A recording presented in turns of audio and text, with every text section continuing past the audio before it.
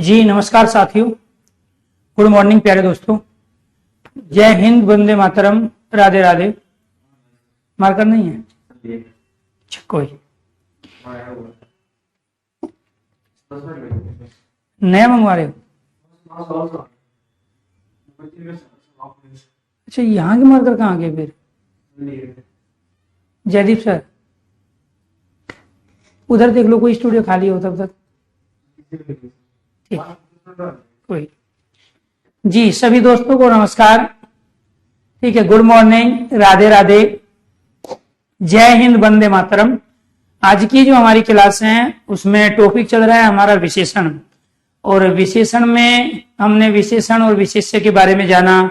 विशेष्य और विशेषण क्या होते हैं, पर विशेषण क्या होते हैं, किस तरीके से परिमाणवाची अव्यय का प्रयोग हम विशेषण के रूप में कर सकते हैं, वो सारी कंडीशन कल हमने आपके सामने रखी।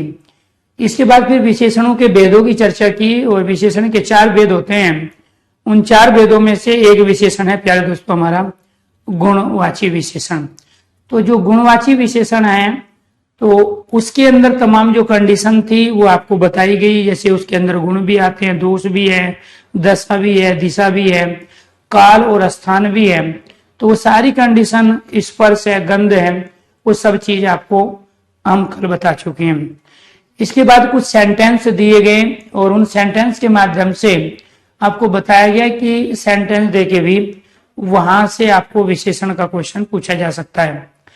तो जैसे काली बकरी मीठा दूध देती है, इसमें कितने विशेषण और कितने विशेष्य हैं, इस तरीके का क्वेश्चन पूछा जाता है। या फिर पेड़ के नीचे कालिया नाग बैठा है, तो इसमें विशेषण शब्द बताइए क्या है और विशेष्य शब्द बताइए क्या है।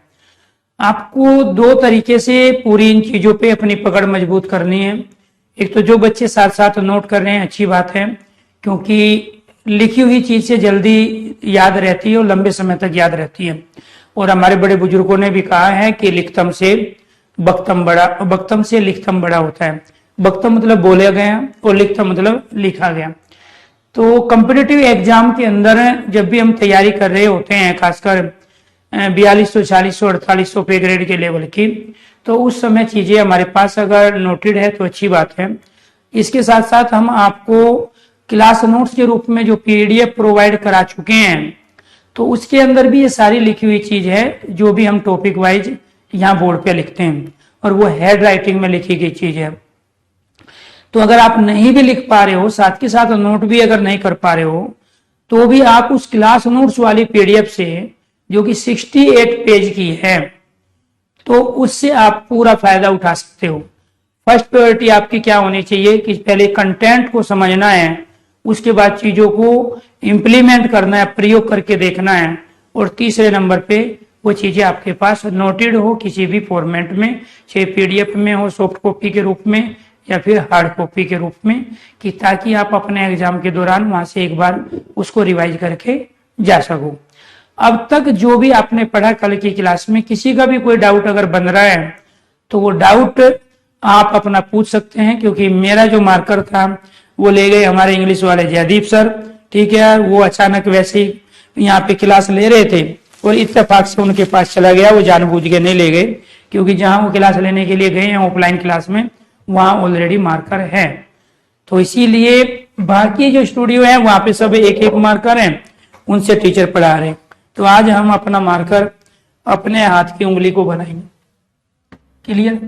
तो हम क्या पढ़ रहे थे? विशेषण के भेद पढ़ रहे थे। विशेषण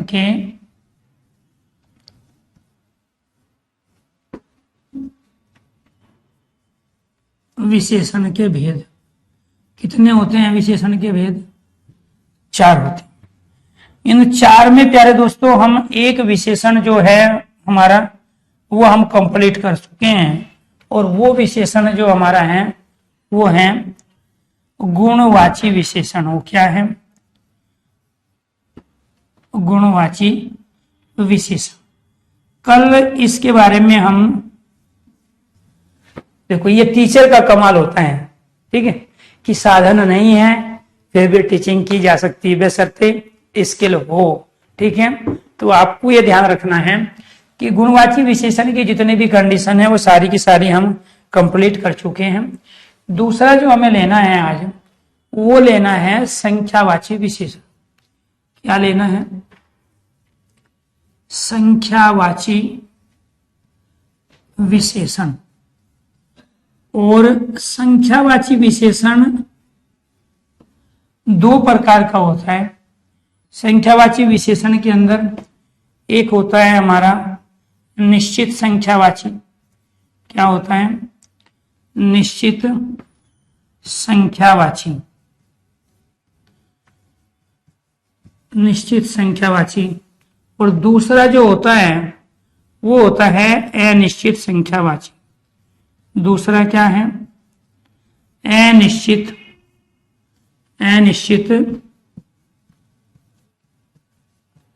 दूसरा क्या है? अनिश्चित संख्यावाची। तो निश्चित संख्यावाची और अनिश्चित संख्यावाची, ये दो प्रकार हमारे संख्यावाची विशेषणों के हैं। आपको ये ध्यान रखना है दोस्तों कि यहाँ पे जो हमारे पास कंडीशन है, उस कंडीशन को जो निश्चित संख्यावाची होता है उसमें पूर्ण डिजिट होती है। जैसे 2 आदमी, ठीक है, 4 पैंट, 6 गिलास, ठीक है, 7 किताबें। लेकिन जो अनिश्चित संख्यावाची होता है तो उसमें अनिश्चितता बनी होती है। और अनिश्चितता हमेशा वो लगभग में होगी, थोड़ी कम और ज्यादा के रूप में होगी।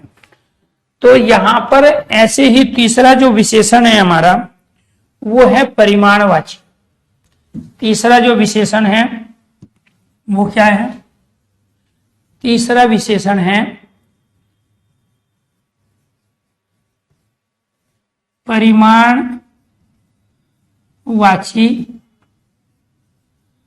परिमाणवाची विशेषण। और परिमाणवाची विशेषण के अंदर दो विशेषण आते हैं। एक होता है निश्चित परिमाण। एक क्या होता है? निश्चित परिमाणवाची। और दूसरा होता है अनिश्चित परिमाणवाची। आपको सेंटेंस देगा और सेंटेंस देके 4 ऑप्शन देगा, निश्चित संख्यावाची और अनिश्चित संख्यावाची, निश्चित परिमाणवाची और अनिश्चित परिमाणवाची। इस रूप में आपके पास 4 ऑप्शंस होंगे। और आपको ये ध्यान रखना है जी, पीएनजी नहीं मिलती है। आपको ये ध्यान रखना, जो क्लास नोट्स के रूप में आपको नोट्स प्रोवाइड कराए गए वो ही सफिशिएंट है, या फिर आप चीजों को नोट डाउन करो। मेरे किसी भी बैच की पीएनजी न तो पहले मिली है ना कभी आगे मिलेगी, ठीक, क्योंकि ये हिंदी है और हिंदी में कुछ इतनी लंबी चौड़ी चीजें नहीं है, बशर्ते अगर लॉजिकली चीजें आपने समझ ली है। और आगे ध्यान रखना है आपको कि एक ही कमेंट को मैक्सिमम 3 से 4 बार करो। अगर एक कमेंट को 10 से 12 बार आप कर रहे हो तो इसका मतलब है कि आप के अंदर अभी वो मैच्योरिटी नहीं है। तो यहाँ तमाम बच्चे पढ़ के सिलेक्शन ले चुके हैं, अपनी तैयारी को बहुत अच्छी तरीके से जारी रखे हुए हैं। तो आपके अंदर पहला लक्षण ये होना चाहिए कि एक स्टूडेंट को जो टीचर चीजें प्रोवाइड करा रहा है वही सफिशिएंट है, काफी है, बशर्ते आप उनसे अगर फ्री हो जाते हो तो। यहाँ आपको 4 ऑप्शन दिए गए और इन 4 ऑप्शन में आपको ध्यान रखना है, मैं यहाँ सेंटेंस लिख रहा हूं, अगर आपको लग रहा है वो निश्चित संख्यावाची है तो उसके लिए आपको 1 टाइप करना है। अगर आपको लग रहा है सेंटेंस अनिश्चित संख्यावाची का है तो आपको 2 टाइप करना है। अगर लग रहा है आपको सेंटेंस निश्चित परिमाणवाची का है तो आपको 3 टाइप करना है। और आपको लग रहा है कि वो अनिश्चित परिमाणवाची का है तो आपका ऑप्शन है 4। इसी को आप सी भी लिख सकते हो, इसको आप डी भी लिख सकते हो, ठीक है। ऐसे ही आप इसको ए भी लिख सकते हो और इसको आप बी भी लिख सकते हो। आपको निश्चित संख्या अनिश्चित संख्या लिखने की आवश्यकता नहीं। तो इस वाले को हम यहाँ पे इस रूप में करेंगे। आपको ये ध्यान रखना है दोस्तों, कल भी बताया गया, दोबारा फिर बता देते हैं। यहाँ पे जब हम संख्या की बात कर रहे हैं तो हम डिजिट की बात कर रहे हैं, जिसको गिना जा सकता है, जिसकी काउंटिंग की जा सकती है, जिसको मापा व तोला नहीं जा सकता। तो जब हम कह रहे हैं संख्यावाची, जिसे केवल गिना जाए, जिसे केवल गिना जाए, जिसे केवल गिना जाए, मापा व तोला ना जाए, वो क्या कहलाता है? संख्यावाची। और वो होता है दो प्रकार का, पूर्ण और अपूर्ण, निश्चित और अनिश्चित। जिसे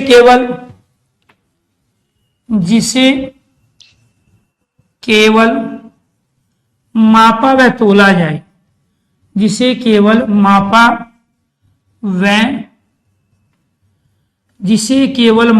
व तोला जाए, वो क्या कहलाता है? परिमाणवाची। जिसे केवल मापा व तोला जाए वो क्या कहलाता है? परिमाणवाची कहलाता है। क्लियर? तो ये आपको ध्यान रखना है। ऑप्शन आपको दे दिए गए, उन्हीं ऑप्शन के आधार पे आपका पहला सेंटेंस है,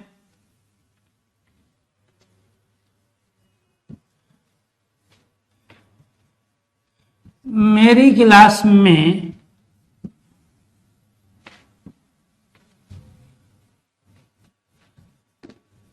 2000 छात्र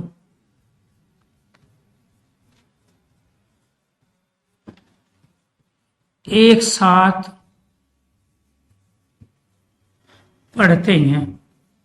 आपको बताना है 1 2 3 4 ऑप्शन के आधार पे या ABCD के आधार पे ये किस विशेषण के संबंधित सेंटेंस है। दूसरा, मुझे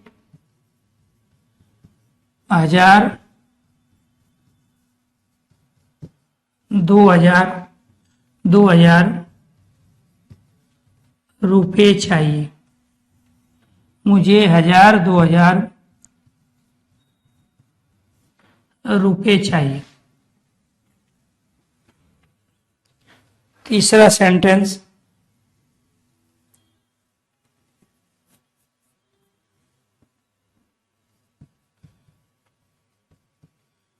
आपके पास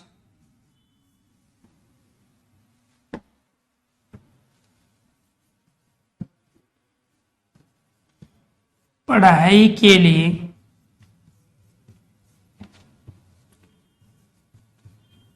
केवल 10 दिन का समय है।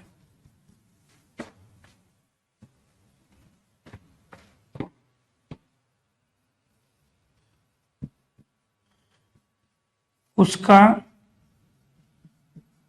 प्रवासी पति सालों बाद घर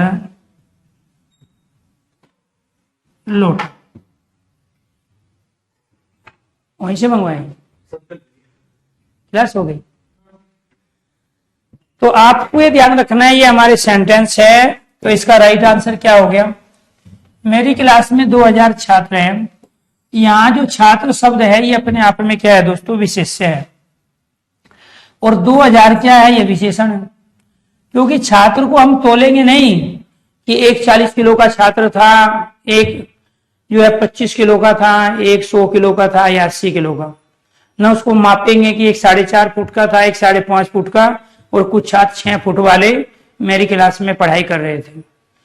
तो छात्र की यहाँ काउंटिंग होगी, और जब काउंटिंग होगी तो संख्यावाची है, और काउंटिंग दी गई यहाँ निश्चित है। तो जब निश्चित संख्यावाची है तो उसके लिए हम एक टाइप करते हैं। निश्चित संख्यावाची के लिए क्या करते हैं? एक टाइप करते हैं। मुझे 1000 2000 रुपया चाहिए, रुपए की यहाँ काउंटिंग होगी, रुपए को मापेंगे तोलेंगे नहीं। तो यहाँ पे क्या है? 2000, तो वो भी क्या है?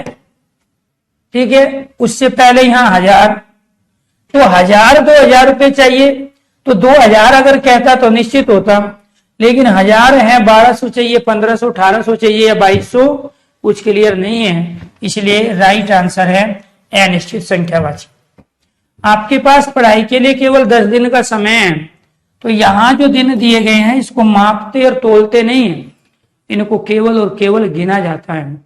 1 दिन 2 दिन 10 दिन 15 दिन या 50 दिन। तो ये जो दिन है, ये घंटे हैं, ये सेकंड है, ये मिनट है, काल को बताने वाले तमाम कालवाची शब्द की काउंटिंग होती है। चाहे वो सेकंड हो, चाहे वो मिनट हो, चाहे वो घंटे हो, चाहे वो दिन हो, चाहे वो महीने हो, चाहे वो साल हो। तो जितने भी समयवाची शब्द हैं, जितने भी समयवाचक शब्द हैं, उन सब की हम काउंटिंग करते हैं। तो यहाँ पे क्या है, केवल 10 दिन है। तो केवल 10 दिन निश्चित संख्यावाची।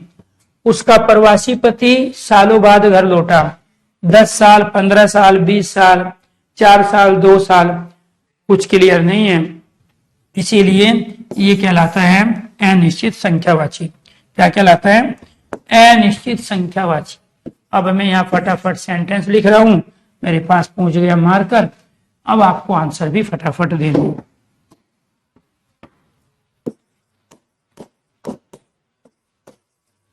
चलो बार पानी में डूब,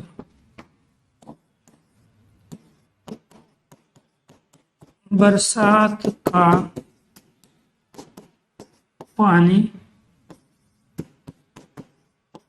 बरसात का पानी छाती तक भर गया।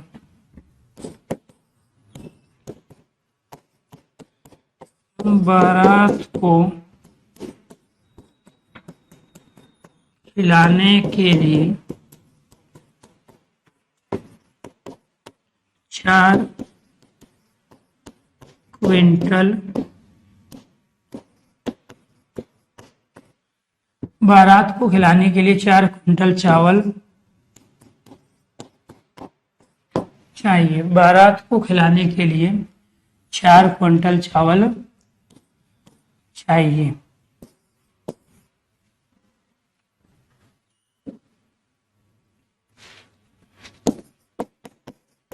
मोदी की सभा में लगभग 1000 व्यक्ति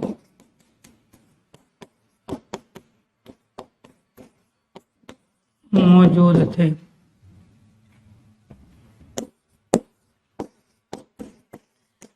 बच्चा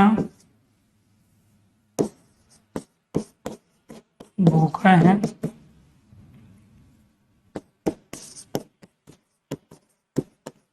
1 लीटर दूध चाहिए।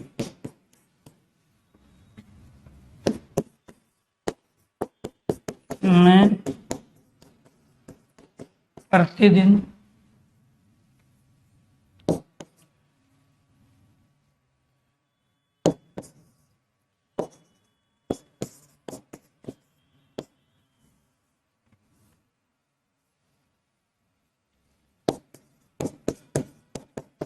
किलोमीटर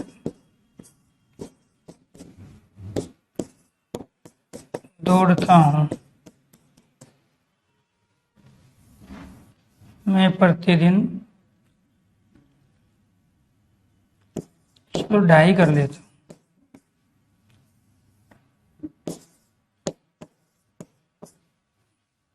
हूँ। ढाई किलोमीटर दौड़ता हूँ।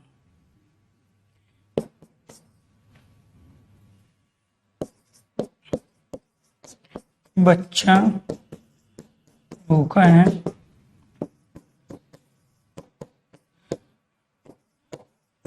आधा लीटर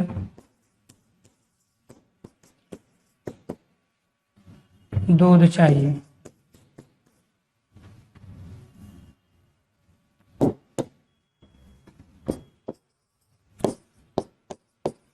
बच्चा भूखा है, थोड़ा दूध चाहिए।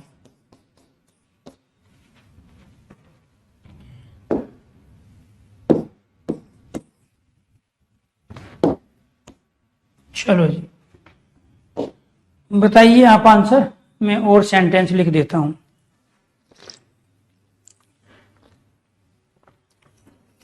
वेरी गुड, बहुत अच्छा प्रयास है आप लोगों का।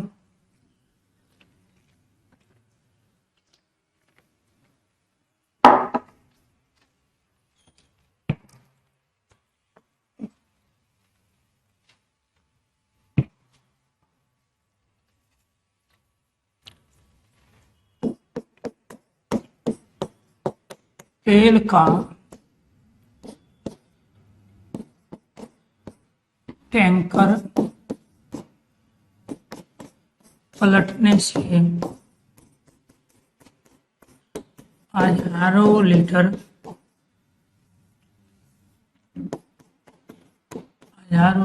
तेल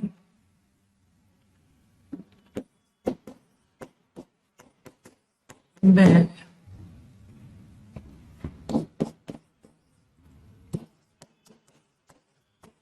मोदी की मिल में आग लगने पर सैकड़ों मीटर मोदी की मिल में आग लगने पर सैकड़ों मीटर कपड़ा जल गया। मोदी की मिल में आग लगने पर सैकड़ों मीटर कपड़ा जल गया।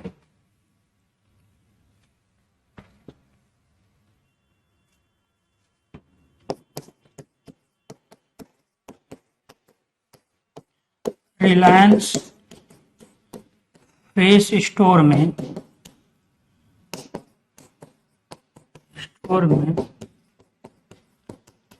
10 किलो चीनी के साथ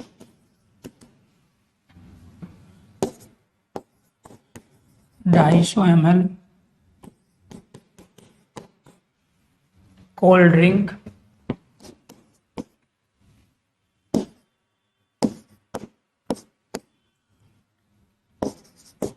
फ्री मिल रही है।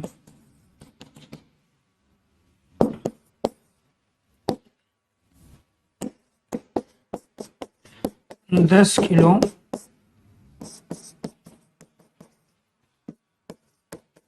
आशीर्वाद आटा 10 किलो आशीर्वाद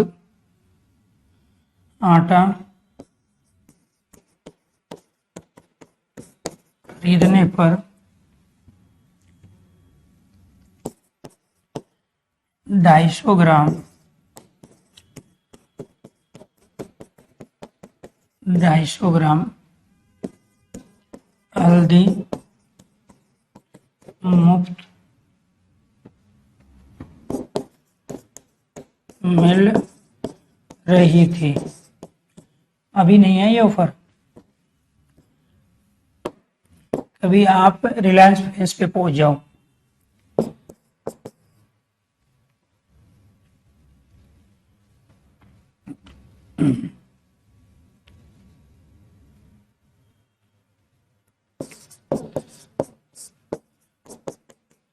कल मैंने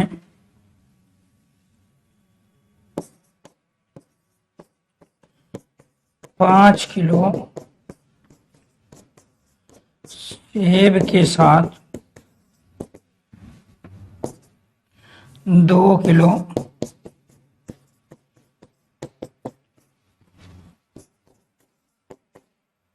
अमरूद फ्री में लिए थे। ये आपके 17 सेंटेंस हैं। तो इस तरीके से सेंटेंस आपको देगा दोस्तों।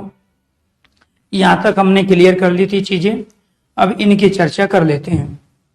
तो आपको ये ध्यान रखना है, चुल्लू भर पानी में डूब मरो। तो पानी को प्यारे दोस्तों आपको ये ध्यान रखना है, गिना नहीं जाता है 1 पानी 2 पानी 3 पानी 10 पानी। सबसे पहले आपको पहचान करनी पड़ेगी विशेष्य की।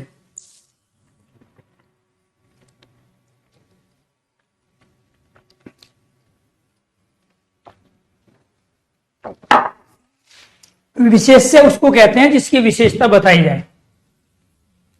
और विशेष्य क्या है? यहाँ पानी। पानी को मापा जाएगा और मापक के लिए क्या दिया हुआ है? यहाँ चुल्लू। और चुल्लू किसे कहते हैं? दोनों हाथ को जब एक साथ रखेंगे ना ऐसे, इसमें पानी ले लेंगे। अर्घ नहीं दिया जाता है सूर्य को, तो चुल्लू में पानी लेके दिया जाता है। अब छोटा बच्चा है तो उसके हाथ छोटे हैं, उसकी चुल्लू भी छोटी होगी। बड़ा बच्चा है तो उसके हाथ बड़े हैं तो उसकी चुल्लू में पानी भी ज्यादा आएगा। तो यहां पर चुल्लू भर पानी में डूब मरो, तो यहां पर ये जो है ये है अनिश्चित परिमाणवाची। और अनिश्चित परिमाणवाची के लिए हम 4 टाइप करते हैं, क्योंकि पानी को हम मापते हैं, गिनते नहीं है, इसलिए परिमाणवाची है। और यहां मापने की जो चीज दी गई है वो अनिश्चित है।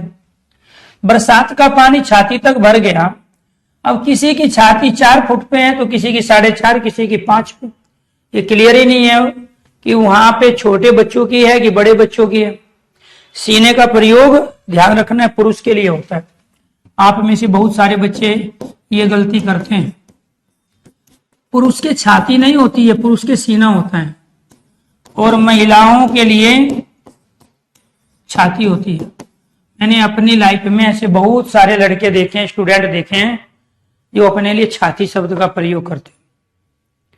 ठीक है, तो आपको ध्यान रखना है, रिक्त स्थान वाले सेंटेंस भी आपके कोर्स का हिस्सा है, वहां पूछ लिया जाता है। तो इसलिए आपको ध्यान रखना है, कभी भी मेल कैंडिडेट को अपने लिए छाती शब्द का प्रयोग नहीं करना है, सीना होता है। मैं बहुत जगह देखा हूं, बहुत सारे बच्चे बोलते हैं मेरी छाती कम थी सर, इसलिए मैं सब इंस्पेक्टर नहीं बन पाया। सीना कम था, छाती कम नहीं थी। छाती तो परमात्मा ने आपको दी नहीं, तो इसीलिए कहते हैं सीना ठोक के कह रहा हूं। तो कभी किसी लेडीज को नहीं कहते हुए सुना होगा सीना ठोक के कह रही, वो छाती ठोक के कहे। तो किसी लिए आपको ध्यान रखना है, सीना शब्द का प्रयोग पुरुष के लिए और छाती का प्रयोग केवल और केवल महिलाओं के लिए होता है। तो यहां बरसात का पानी छाती तक भर गया। अब ये लड़की है, लेडीज है, महिला है, अब ये 4 फुट, 5 फुट, 5.5 या 6 फुट लंबी है, कुछ क्लियर नहीं है। तो इसीलिए ये भी क्या कहलाया? अनिश्चित परिमाणवाची। उसके लिए 4 टाइप। बारात को खिलाने के लिए 4 क्विंटल चावल चाहिए। विशेष से यहाँ चावल है, और चावल की काउंटिंग नहीं होगी, 1 चावल, 2 चावल, 3 चावल, 4 चावल। 4 क्विंटल तो 4 साल में गिन के लाओगे, फिर तब तक बारात भी चली जाएगी। तो आपको ये ध्यान रखना है, यहाँ चावल किस में है? क्विंटल में। और क्विंटल कितने हैं? यहाँ 4। तो ये क्या कहलाया? ये कहलाया निश्चित परिमाणवाची। तो पहले तो ये पहचानों की संख्यावाची है कि परिमाण चावल दी है, चावल को तोलते हैं तो परिमाण है, और यहाँ 4 क्विंटल दिए हैं तो निश्चित परिमाण है। क्लियर? तो ये आपको ध्यान रखना है। इसके बाद मोदी की सभा में लगभग 1000 व्यक्ति मौजूद थे। तो यहां व्यक्ति की बात हो रही है, तो यहां व्यक्ति की काउंटिंग होगी। ये नहीं देखेंगे मोदी की सभा में 25 किलो का कौन आया था, 50 का कौन, 75 का कौन, और 100 किलो के कितने आदमी आए थे। यहाँ व्यक्ति है, काउंटिंग होगी। और काउंटिंग किसमें है? 1000। उससे पहले क्या लगा हुआ है? लगभग। तो जो 1000 व्यक्ति होते हैं तो निश्चित संख्यावाची होता, लेकिन लगभग 1000 है, इसीलिए अनिश्चित संख्यावाची है। और अनिश्चित संख्यावाची के लिए हम 2 टाइप करते हैं। बच्चा भूखा है, 1 लीटर दूध चाहिए, दूध को गिनेंगे नहीं, दूध को यहाँ तोलेंगे, मापेंगे। और कैसे माप रहे हैं? लीटर में। और लीटर कितना है? यहाँ 1। तो फिर ये क्या कहलाया? निश्चित परिमाणवाची। मैं प्रतिदिन 2.5 किलोमीटर दौड़ता हूं, तो यहाँ प्यारे दोस्तों ये किलोमीटर जो है ये मापक है। 1 किलोमीटर, 2 किलोमीटर, 3 किलोमीटर, तो माप रहे हैं। तो इसीलिए क्या 2.5 किलोमीटर मतलब या तो ये कहोगे या ये कहोगे। अब वो जरूरी नहीं है, यहाँ तो शब्द में दे दिया, वो यहाँ अंकों में भी दे सकता है आपको, वो अंकों में भी दे सकता है। 300 से 3 किलोमीटर से 500 मीटर कम 2.5 किलोमीटर। तो आप ये नहीं कहोगे ये पूरे 3 नहीं है, ये पूरी डिजिट है, और ये माप रहे हैं। जब माप रहे हैं और वो 2.5 है तो क्या कहलाया? निश्चित परिमाणवाची। बच्चा भूखा है, आधा लीटर दूध चाहिए, तो ये 1 लीटर पूरा नहीं है, तो ये गलती मत कर देना। तो यहाँ दूध को माप रहे हैं, वो भी किसमें, आधा लीटर। आधा लीटर पूर्ण मापक है, अपूर्ण नहीं है। तो यहां आपको ध्यान रखना, आधा लीटर दूध चाहिए, तो आप ये नहीं कहोगे तो पूरा 1 लीटर नहीं है, इसलिए ये अनिश्चित परिमाण होगा। ये निश्चित परिमाणवाची है, क्योंकि दूध को माप रहे हैं और यहाँ लीटर कितना है, आधा। बच्चा भूखा है, थोड़ा दूध चाहिए, तो यहाँ थोड़ा में कितना है, आधा litre, 1 litre, 1.5 litre, 2 litre, clear नहीं है। और जब यहाँ दूध की बात हो रही है तो दूध को हम मापते हैं, तोलते हैं, ये तो किलो में लेंगे या फिर लीटर में लेंगे। तो इसीलिए आपको ध्यान रखना है, थोड़ा दूध चाहिए तो अनिश्चित परिमाणवाची हो गया। तेल का टैंकर, ठीक है, ये रे का काम करता है जो राष्ट्र में होता है, ठीक है, आपको ध्यान रखना है। टैंकर शब्द अंग्रेजी का शब्द है, ठीक। तो तेल का टैंकर पलटने से हजारों लीटर तेल बह गया, तो यहाँ तेल है, तेल को गिनेंगे नहीं, यहाँ लीटर दिया है और उससे पहले यहाँ हजारों है, कि वो 1000 है, 2000 है, 1500 है, कुछ क्लियर नहीं है। तो इसीलिए क्या कहलाया, अनिश्चित परिमाणवाची।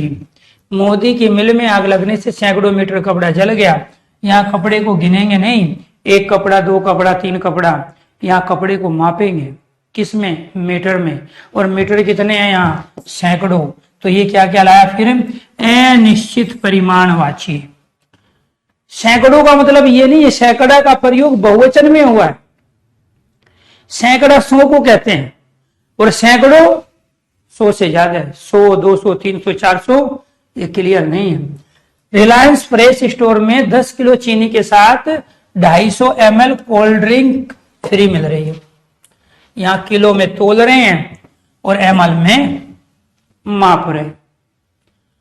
आप एक महान अध्यापक है, तभी तक सोचता था पढ़ ली, लेकिन आपसे पढ़ने के बाद पता चला कि अभी हमारा ज्ञान अधूरा है। देखो, ज्ञान तो किसी का भी पूरा नहीं होता है, ये सच्चाई है, बस अपने आप को अपडेट रखना पड़ता है समय के साथ साथ। पहले लुसेंट से पढ़ के लोग जीएस करके आते थे पेपर में, और आज किसी भी एग्जाम में लुसेंट से 5 क्वेश्चन भी नहीं पूछे जाते, ठीक है। पहले ऑफलाइन पेपर हुआ करते थे, पहले जीएस में क्वेश्चन पूछा जाता था, ताजमहल कहाँ स्थित है, लोग इसको भी गलत करके आते थे। लाल किला किसने बनवाया, इसको भी लोग गलत करके आते थे, क्योंकि इंफॉर्मेशन और टेक्नोलॉजी, और इंफॉर्मेशन टेक्नोलॉजी दोनों का अभाव था। लेकिन आज किसी भी 4th क्लास के एग्जाम में ये कभी नहीं पूछा जाएगा कि ताजमहल के किसने बनवाया और कहाँ स्थित है, लाल किला, कुतुब मीनार को किसने पूरा करवाया। ये आज से 15 साल पहले के क्वेश्चन थे, और वो तो सिर्फ जीएस में हो रहा है, हिंदी में भी तो यही हो रहा है। हिंदी में थोड़े पूछेगा आपसे चीजें कि काला सांप में काला बताइए क्या है, सबको पता है काला क्या है, ठीक है। काला सफेद का उल्टा है, काला एक विशेषण है जो सांप की विशेषता बता रहा है, कभी नहीं पूछेगा, किसी भी एग्जाम में नहीं पूछेगा। तो समय के साथ साथ आपको अपडेट होना पड़ेगा, लेवल भी ऊपर लेना पड़ेगा। तो 10 किलो चीनी को तोल रहे हैं, निश्चित परिमाण हो गया। 250 ml कोल्ड ड्रिंक है, ठीक है, ये भी निश्चित हो गया। आप ये नहीं कहोगे 300 पूरी नहीं है, ये 200 से 50 ml ज्यादा है, वो भी निश्चित है। और जब निश्चित है तो निश्चित परिमाणवाची। 10 किलो आशीर्वाद आटा खरीदने पर 250 ग्राम हल्दी मुफ्त। मैं कई बार लेके आया हूं, अभी नहीं है ये ऊपर, बीच में बहुत सारे जो है ब्रांड आगे थे आटे के, और फिर आशीर्वाद आटे ने एक स्कीम निकाली, हल्दी वालों से एक साथ कांटेक्ट कर लिया, और 250 ग्राम हल्दी जो है ना वो फ्री कर दी 10 किलो के साथ, फिर आशीर्वाद आटा खरीदने लगे लोग। तो यहाँ ये जो हल्दी मिल रही है 250 ग्राम, ये मुफ्त मिल रही है, और ये क्या है, पूर्ण डिजिट है, ये पूर्ण डिजिट परिमाण है। हल्दी को तोलेंगे, यहाँ आटे को तोलेंगे, और वो भी कितना है, 10 किलो, तो ये निश्चित परिमाणवाची। कल मैंने 5 किलो सेब के साथ 2 किलो अमरूद फ्री में लिए थे। तो यहाँ आपको ध्यान रखना है, यहाँ सेब को हम तोल के लेते हैं, गिन के नहीं लेते कि 2 सेब दे दो, वो देगा नहीं, तोलेगा वो, और तोल के वो कितने रुपया किलो के हिसाब से रेट है वो आपसे ले लेगा, चाहे वो 35 रुपए के बैठे। तो इसीलिए आपको ध्यान रखना है कि यहाँ पर सेब को तोला जा रहा है, किसमें, किलो में। किलो कितने हैं, 5, तो निश्चित परिमाणवाची। अमरूद गिनेगा नहीं, तोल के देगा, कितने किलो, 2, तो ये भी क्या कहलाया, निश्चित परिमाणवाची।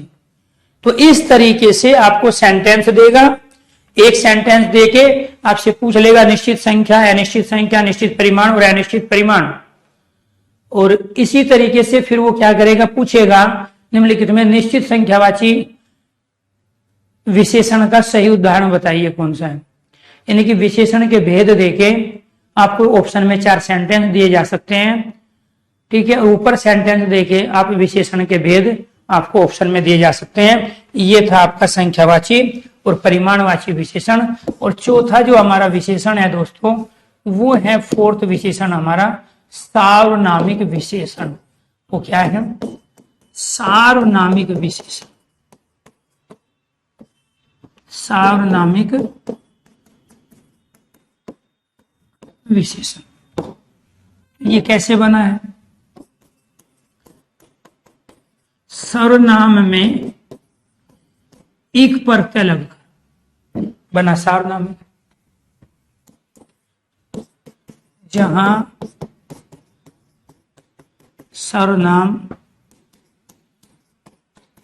सर्वनाम के रूप में प्रयुक्त न होकर विशेषण के रूप में किसी वस्तु, पदार्थ, प्राणी की विशेषता बताए, वो क्या कहलाते हैं, सार्वनामिक विशेषण। जब यह वह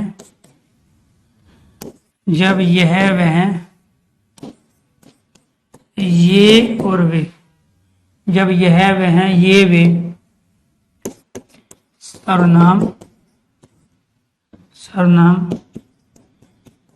किसी की विशेषता को,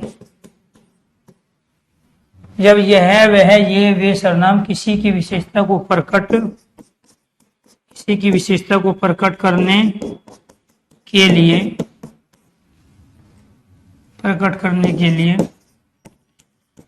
प्रयुक्त हो, वो क्या कहलाते हैं, सार्वनामिक विशेषण। जहां अनेक या बहुत में से किसी एक को श्रेष्ठ या अच्छा, किसी एक को श्रेष्ठ अच्छा बताया जाए अथवा उसको छांटा जाए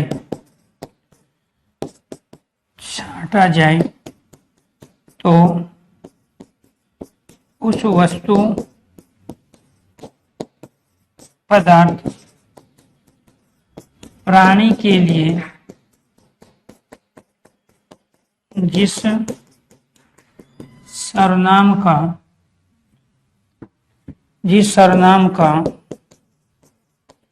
प्रयोग किया जाता है तो वह सर्वनाम ना होकर सार्वनामिक विशेषण का काम करता है। सार्वनामिक विशेषण का काम करता है। ये तीनों स्टेटमेंट एक ही बात को कह रही है।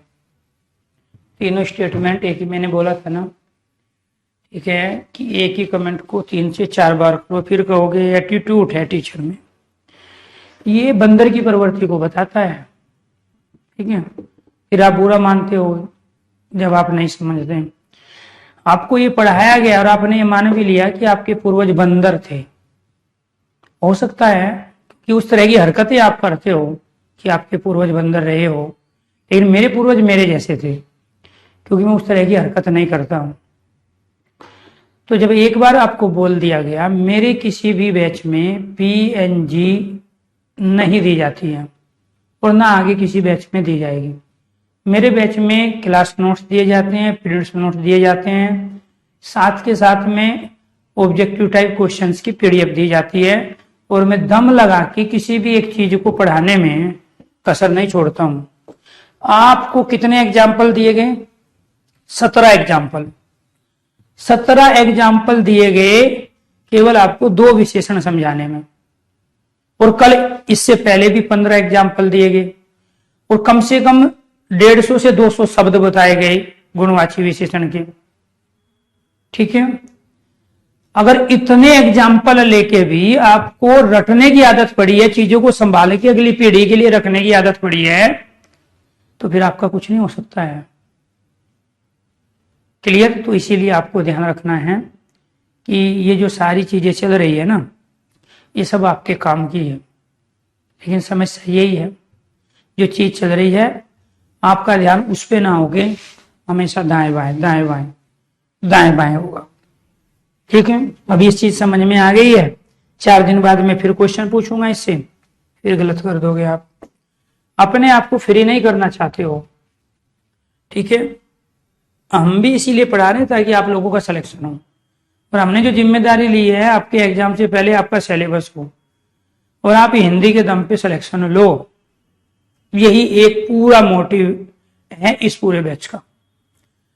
लेकिन रीजन क्या है ना, जब तक तरीके नहीं जानेंगे तब तक हम ये गलतियां करते रहेंगे। एग्जाम्पल से समझो, ये पुस्तक बहुत अच्छी है या सबसे अच्छी है?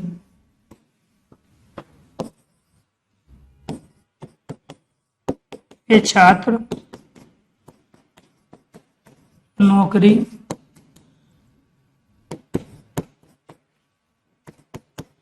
ले लेंगे।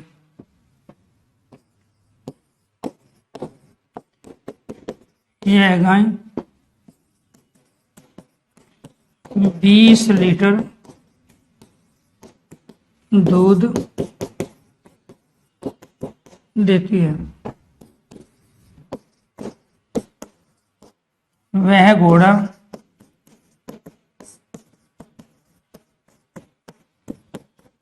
बहुत तेज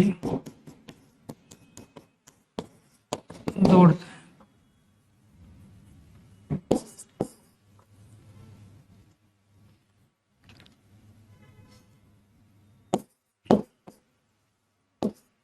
ये लड़की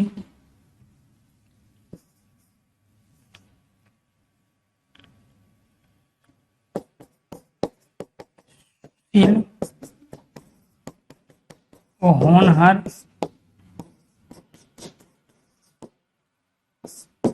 प्रतिभाशाली है।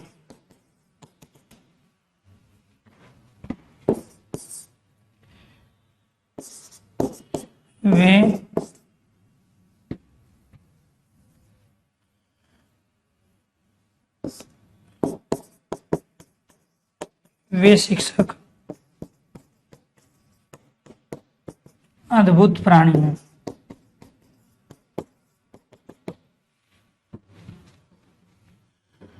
आपको ये ध्यान रखना है दोस्तों, यहां पे जो आपको कंडीशन बताएगी, जब हम बहुतों में से किसी एक को छांटते हैं तो उसके लिए अगर हम किसी सर्वनाम का प्रयोग करते हैं तो आपको ये ध्यान रखना है, तो वो सर्वनाम ना होकर सार्वनामिक विशेषण का काम करता है। जहां अनेक या बहुतों में से किसी एक को श्रेष्ठ या अच्छा बताया जाए अथवा उसको छांटा जाए, अथवा उसको छांटा जाए, तो उस वस्तु पदार्थ प्राणी के लिए जिस सर्वनाम का प्रयोग किया जाता है वह सर्वनाम ना होकर सार्वनामिक विशेषण का काम करता है। तो आपको यह ध्यान रखना है, यहां हमने 6 सेंटेंस लिए। अगर मैं ये कह रहा हूं कि वे शिक्षक है, तो ये वे अपने आप में यहां निश्चयवाचक सर्वनाम कहलाएगा। ये लड़की है, निश्चयवाचक सर्वनाम। वह घोड़ा है, निश्चयवाचक सर्वनाम। यह गाय है, निश्चयवाचक सर्वनाम। वे छात्र है, निश्चयवाचक सर्वनाम। ये पुस्तक है, निश्चयवाचक सर्वनाम। क्लियर? लेकिन यहां बहुत सारी पुस्तकों में से कुछ पुस्तकों को श्रेष्ठ अच्छा बताया जा रहा है। 10 किताबें सामने हैं और पुस्तक के लिए प्रयोग किया गया कि ये वाली पुस्तक, ये 2 या 3 जो भी है या 1 भी है, यह पुस्तक सबसे अच्छी है, ये श्रेष्ठ पुस्तक है। बहुत सारे टीचरों में से एक को छांट रहे हैं। मेरी क्लास में 400 बच्चे बैठे हैं, मैं किसी एक लड़की की तरफ को इशारा करके कह रहा हूं कि ये लड़की 2023 में नौकरी ले लेगी, तो बहुत सारी लड़कियों में से, बहुत सारे छात्रों में से मैंने किसी एक को चुना, और उसके लिए चूंकि मुझे उसका नाम नहीं पता, और जब नाम नहीं पता तो मैं सर्वनाम का प्रयोग करूंगा कि ये लड़का बहुत होनहार है। तो यहां पर ये पुस्तकें बहुत अच्छी है, तो बहुत सारी पुस्तकों में से हम कुछ पुस्तकों की बात कर रहे हैं। वे छात्र नौकरी ले लेंगे, पर्टिकुलर किसी एक साइड में इशारा करके कह रहा हूं, उधर 4-5 बच्चे बैठे हैं कि ये छात्र नौकरी लेंगे, वो पीछे वाले छात्र नहीं है जो बात कर रहे हैं। तो ये क्या है, बहुत सारे में से कुछ को चुन लिया। यह गाय 20 लीटर दूध देती है। 10 गाय सामने, किसी एक पे हाथ रख के कह रहे हैं कि ये वाली गाय है जो 20 लीटर दूध देती है, ये वाली गाय है जिसका मैं दूध पीता हूं। वह घोड़ा बहुत तेज दौड़ता है। 5 घोड़े हैं, किसी एक घोड़े की पूंछ पकड़ के कह रहे हैं कि ये वाला घोड़ा है, आप मत पकड़ना पूंछ वरना दुलत्ती मारेगा खींच के। तो कहने का मतलब ये है कि बहुत सारों में से किसी एक को छांट रहे हैं, किसी एक को अलग कर रहे हैं। क्लियर? तो आपको ये ध्यान रखना है, यहां पर ये, वे, यह, वह, ये सब सार्वनामिक विशेषण है। क्या है ये? सार्वनामिक विशेषण। क्लियर? यही सर्वनाम निश्चयवाचक भी होते हैं, बशर्ते का वो, जब मैंने कहूं ये पुस्तक है, ये वे छात्र है, ये गाय है, वह घोड़ा है, ये लड़की है, वे शिक्षक है, निश्चयवाचक सर्वनाम। अगर इस चीज को आपको समझना पड़ेगा, अगर मैं यहां सेंटेंस में कह रहा हूं ये कार है, तो ये निश्चयवाचक सर्वनाम। दूसरा, ये राधा की कार है, ये राधा की कार, ये संबंधवाचक सर्वनाम। जब हम किसी जातिवाचक संज्ञा के साथ यह, वह, ये, वे का प्रयोग करते हैं और वो उसकी निकटता को या दूरी को बताए, निकटता के लिए यह है और दूरी के लिए वह का प्रयोग, और उसी से बना है ये मतलब नजदीक और वे दूर। तो जब निकटता दूरी को बताने के लिए यह, वह, ये, वे का प्रयोग होता है, किसी वस्तु की निश्चितता को बताने के लिए यह, वह, ये, वे का प्रयोग होता है, तो निश्चयवाचक सर्वनाम कहलाता है। और जब 2 संज्ञाओं के साथ प्रयोग हो, राधा और कार, एक संज्ञा के साथ प्रयोग हो रहा है तो निश्चयवाचक सर्वनाम। 2 संज्ञाओं के साथ प्रयोग हो रहा है, वे सोवन के दादाजी हैं, वे सोवन के दादाजी हैं। यहां दादाजी जातिवाचक संज्ञा, सोवन व्यक्तिवाचक संज्ञा, राधा व्यक्तिवाचक संज्ञा, कार जातिवाचक संज्ञा। यहां 2 संज्ञाओं के साथ प्रयोग हो रहा था तो वे संबंधवाचक सर्वनाम है।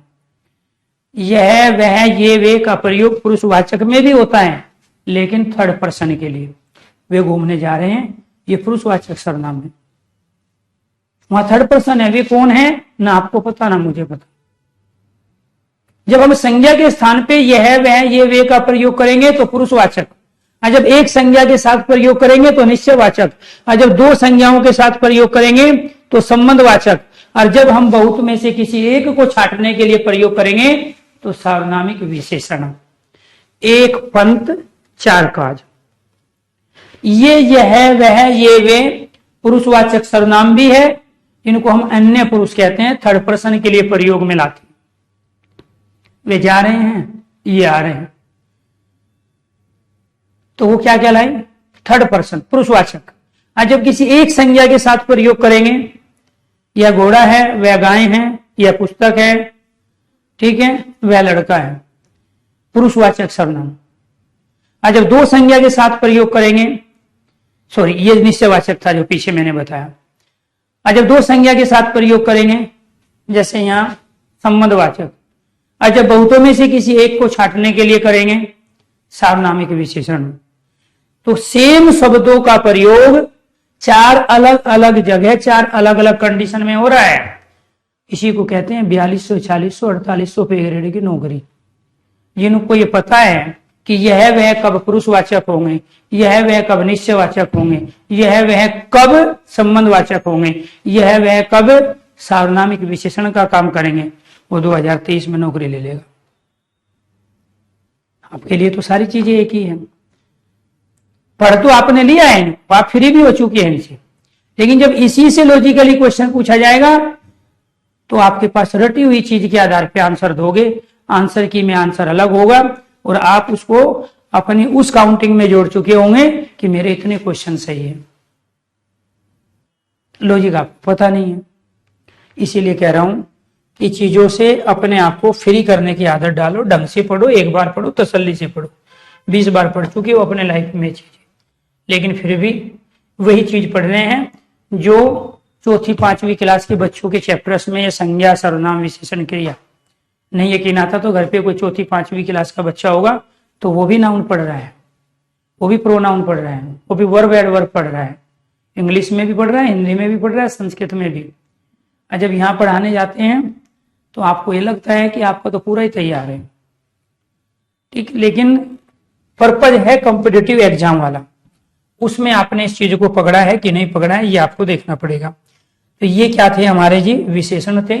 उम्मीद करता हूं आपको अच्छे से, तसल्ली से, लॉजिकली सारी चीजों का सीक्वेंस में पता चला है। इसके बाद हमारा टॉपिक है फोर्थ, क्रिया। कौन सा टॉपिक? क्रिया। क्योंकि विशेषण कंप्लीट हो गए, अब क्रिया में रचना या कर्म के आधार पर, या कर्म के आधार पर क्रिया के भेद। और वो कितने भेद होते हैं? 2। एक भेद होता है अकर्मक क्रिया का। ये भी आप बहुत गलत करते हो। पेपर में बैठने वाले केवल 2% स्टूडेंट ही इन क्वेश्चन का राइट आंसर दे देते, बाकी नहीं देते हैं, गलत करके आते हैं। दूसरा क्या होता है? सकर्मक क्रिया।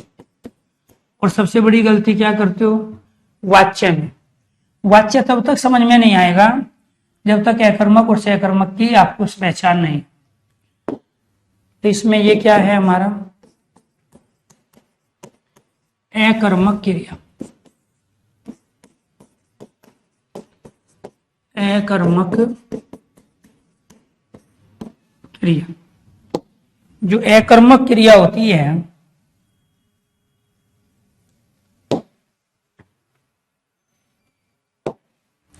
उसकी कंडीशन क्या है? वाक्य में कर्ता की प्रधानता, मतलब इंपोर्टेंस। वाक्य में कर्ता की प्रधानता होती है।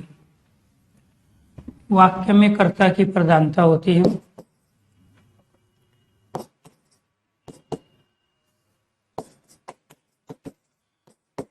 वाक्य में कर्म अनुपस्थित रहता है।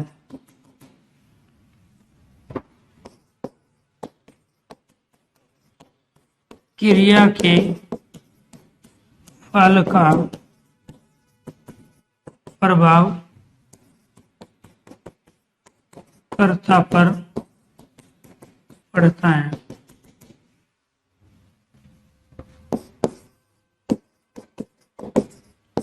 वाक्य में क्रिया का लिंग वचन पुरुष, वाक्य में क्रिया का लिंग वचन पुरुष कर्ता के अनुसार, वाक्य में क्रिया का लिंग वचन पुरुष कर्ता के अनुसार, क्रिया का लिंग वचन पुरुष कर्ता के अनुसार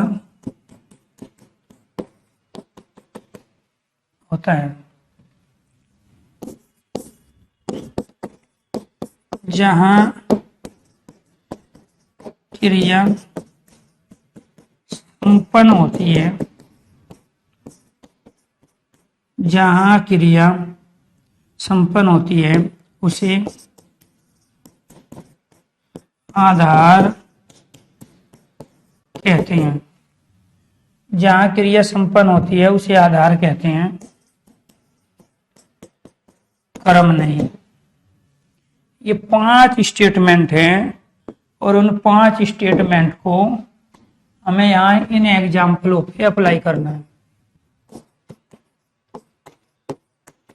राम पढ़ता है,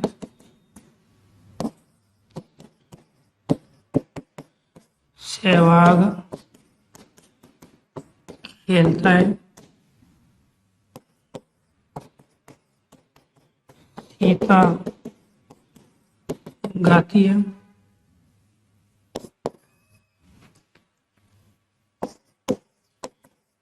पक्षी आकाश में उड़ते हैं,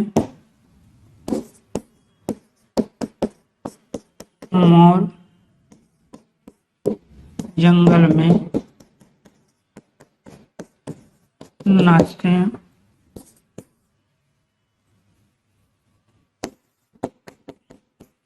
छात्र मैदान में खेलते हैं।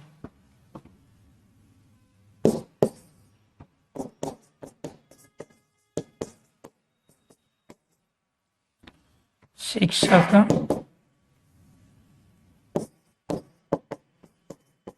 पढ़ा रहे हैं। यहाँ था थे थी का भी प्रयोग करते हैं, कर सकते हैं। राम पढ़ता था, सहवाग खेलता था, सीता गाती थी, पक्षी आकाश में उड़ते थे। जरूरी नहीं है प्रेजेंट का ही बने सेंटेंस, हमें तो यहाँ अकर्मक सहकर्मक क्रिया को समझना है। प्यारे दोस्तों, आप गलती क्या करोगे उस चीज को समझो। यहाँ पर ये तो क्लियर है कि इसमें एक कर्ता है, एक कर्म है, क्रिया का लिंग यहाँ पढ़ता है, राम भी पुल्लिंग एक वचन है, इसलिए पुल्लिंग की क्रिया है, एक वचन की है। यहाँ सहवाग पुल्लिंग एक वचन है तो यहाँ खेलता भी पुल्लिंग एक वचन है। यहाँ गाती है क्रिया है क्योंकि सीता स्त्रीलिंग है। यहाँ पक्षी आकाश में उड़ते हैं, यहाँ आकाश एक है लेकिन उड़ते बहुवचन है। यहाँ जंगल एक है लेकिन यहाँ नाचते बहुवचन है। तो इसका मतलब ये जो उड़ने की क्रिया है पक्षी के अनुसार है, ये नाचने का प्रभाव यहाँ मोर पे पड़ा, यहाँ खेलने का प्रभाव छात्र पे पड़ा, छात्र अनेक है, मैदान एक है। तो मैं ये समझाने की कोशिश कर रहा हूं, जब कर्ता पुल्लिंग एक वचन का था तो क्रिया भी पुल्लिंग एक वचन की थी, और जब क्रिया यहाँ स्त्रीलिंग थी कि उसका रीजन है यहाँ कर्ता स्त्रीलिंग है और एक वचन है। इसके बाद पक्षी आकाश में उड़ते हैं, आकाश यहाँ आधार है। आकाश क्या है? आधार है, कर्म नहीं है। जंगल यहाँ आधार है, कर्म नहीं है। मैदान यहाँ आधार है, कर्म नहीं है। इसमें ये 5वीं कंडीशन अप्लाई हो रही है। जहां क्रिया संपन्न होती है उसे आधार कहते हैं, कर्म नहीं कहते। और यही गलत करते हो आप। आप उस आधार को, उस प्लेटफॉर्म को आप कर्म मान बैठते हो और उसको सहकर्मक क्रिया का सेंटेंस घोषित कर देते हो। क्लियर? तो ये आपको ध्यान रखना है। वाक्य में कर्ता की प्रधानता है। क्यों है जी? कर्म है ही नहीं, कर्ता और क्रिया है। दूसरा है वाक्य में कर्म की अनुपस्थिति। किसी में भी कर्म नहीं है। ये आकाश, जंगल, मैदान, ठीक है, ये सब आधार है। क्रिया के फल का प्रभाव कर्ता पे पड़ता है।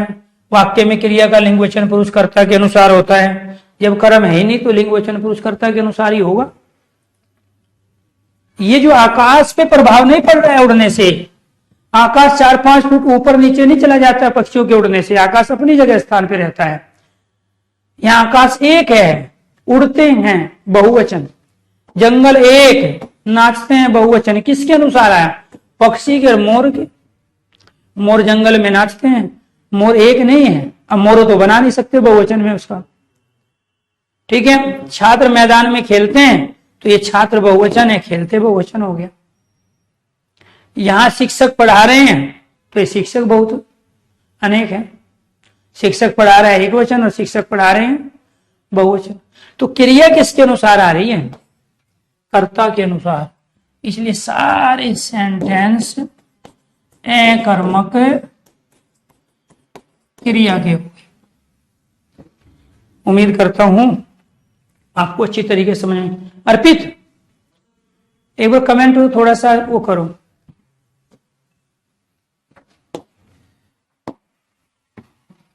दूसरा क्या है? सकर्मक क्रिया कहां होगी जी? सकर्मक क्रिया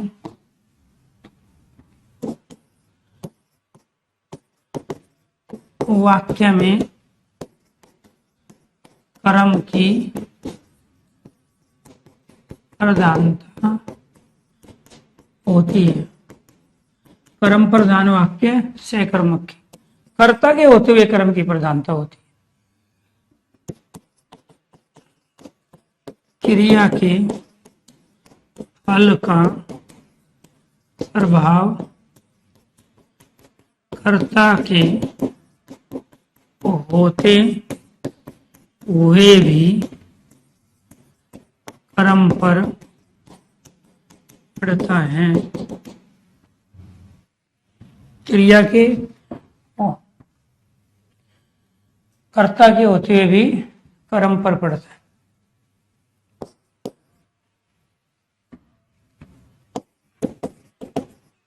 वाक्य में क्रिया का लिंग वचन पुरुष, वाक्य में क्रिया का लिंग वचन पुरुष कर्म के अनुसार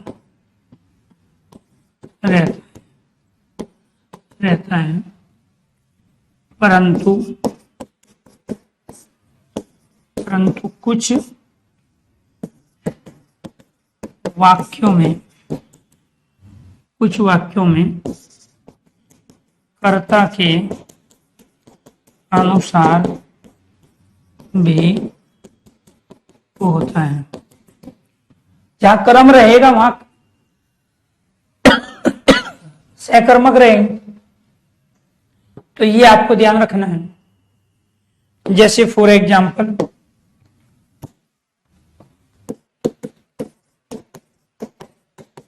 देवेश ने रामायण पढ़ी। राम पुस्तक पढ़ता है। तीसरा, मोहन आम खाता है।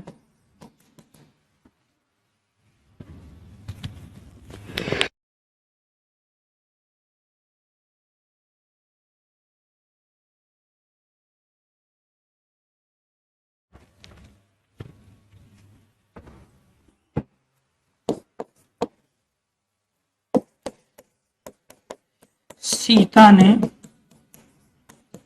नृत्य किया। सीता गीत गाती है।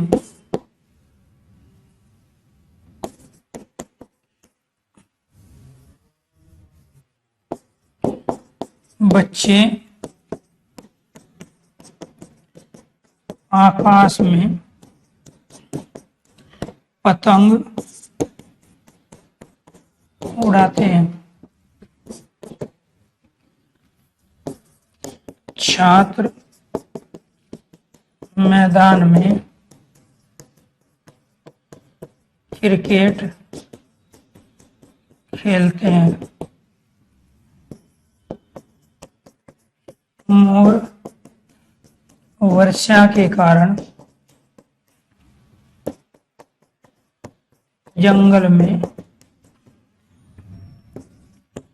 नाचता है। अब ये 8 सेंटेंस है। फर्क महसूस करना क्या है? देखो, 2 तरह के सेंटेंस इसमें आपको मिले। यहां देवेश ने रामायण पढ़ी, पढ़ी स्त्रीलिंग है, देवेश पुल्लिंग है। या राम ने रामायण पढ़ी, लक्ष्मण ने रामायण पढ़ी। तो यहां पर देवेश पुल्लिंग एक वचन, यहां क्रिया स्त्रीलिंग की है। क्यों है? क्योंकि रामायण शब्द स्त्रीलिंग। क्लियर? तो आपको यह ध्यान रखना है, यहां जो पढ़ी क्रिया आई ये इस क्रम के अनुसार आई। रामायण यहां क्रम है, यहां पुस्तक क्रम है, यहां आम क्रम है, यहाँ नृत्य क्रम है, यहाँ गीत क्रम है, यहाँ पतंग क्रम है, यहाँ क्रिकेट क्रम है, यहाँ वर्षा क्रम। इन सब सेंटेंस में क्रम था, लेकिन इन किसी भी सेंटेंस में यहां पे क्रम नहीं था। इसी वजह से ये अकर्मक के कहलाए और ये कहलाए सकर्मक के, क्योंकि क्रम की उपस्थिति है। और जब क्रम की उपस्थिति है तो ये सारे के सारे सेंटेंस सकर्मक क्रिया के। यहां पढ़ने का प्रभाव रामायण पे पड़ा। राम पुस्तक पढ़ता है, पुस्तक क्रम मौजूद हो गया, राम के अनुसार आया पढ़ता, क्योंकि पुस्तक तो स्त्रीलिंग है, लेकिन क्रिया, साउंड देखना, साउंड है कि नहीं। तो यहां पढ़ता तो राम के अनुसार आया, लेकिन क्रम की मौजूदगी है। यहां सोहन मोहन आम खाता है, यहां भी क्रम की मौजूदगी है। खाता है का प्रभाव आम पे पड़ रहा है, पढ़ने का प्रभाव पुस्तक पे पड़ रहा है। यहां आम खाने से मोहन एक दिन में मोटा नहीं हो जाएगा, आम कम होगा। सीता ने नृत्य किया, सीता स्त्रीलिंग है, लेकिन यहां किया किसके अनुसार है? नृत्य क्रम के अनुसार क्रिया है। जबकि क्रिया यहां स्त्रीलिंग होनी चाहिए थी, लेकिन नहीं है, पुल्लिंग है। किया नृत्य पुल्लिंग है। सीता गीत गाती है, यहां पे गीत पुल्लिंग है, सीता के अनुसार क्रिया है। तो कई बार क्रिया कर्ता के अनुसार होती है और कई बार क्रिया क्रम के अनुसार होती है। तो जिस सेंटेंस में क्रम मौजूद होगा, क्रम की उपस्थिति होगी, वो सारे सेंटेंस सकर्मक क्रिया के होंगे। बच्चे आकाश में पतंग उड़ाते हैं, तो बच्चे नहीं उड़ रहे हैं आकाश में, पतंग उड़ रही है। पतंगी कटेगी, पतंगी फटेगी, पतंगी ऊपर आएगी, पतंगी जाएगी, तो ये पतंग हो गया। छात्र मैदान में क्रिकेट खेलते हैं, तो यहां खेलने का प्रभाव क्रिकेट पे पड़ेगा, क्योंकि क्रम मौजूद हो गया।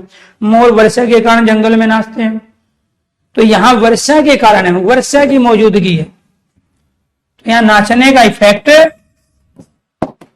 वर्षा के कारण। तो इसीलिए आपको यह ध्यान रखना है कि ये सारे के सारे वर्षा, क्रिकेट, पतंग, गीत, नृत्य, आम, पुस्तक, ठीक है, ये सारे के सारे क्या है? यहाँ सकर्मक क्रिया। तो ये ध्यान आपको रखना है, इसमें क्रम की मौजूदगी आपको देखनी है। क्रिया का लिंग वचन में, वाक्य में क्रिया का लिंग वचन पुरुष क्रम के अनुसार रहता है, तो वो तो है ही सारे के सारे सकर्मक। लेकिन परंतु कुछ वाक्यों में कर्ता के अनुसार भी क्रिया का लिंग वचन पुरुष होता है, ये आपको ध्यान रखना है। अब कुछ सेंटेंस में आपसे पूछ रहा हूं, मोदी जी पलंग पर सोते हैं। अगर आपको लग रहा है ये अकर्मक क्रिया का है, तो अकर्मक क्रिया के लिए 1 टाइप करो, सकर्मक के लिए 2 टाइप। मोदी जी पलंग पर सोते हैं, योगी जी जमीन पर सोते हैं, हरियाणा के सीएम खट्टर जी गाड़ी में सो जाते हैं।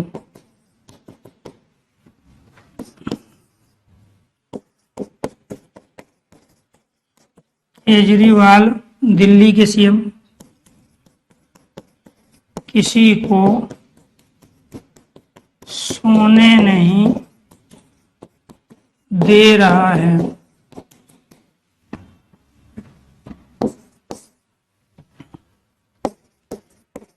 मेरा अखबार पढ़ती है।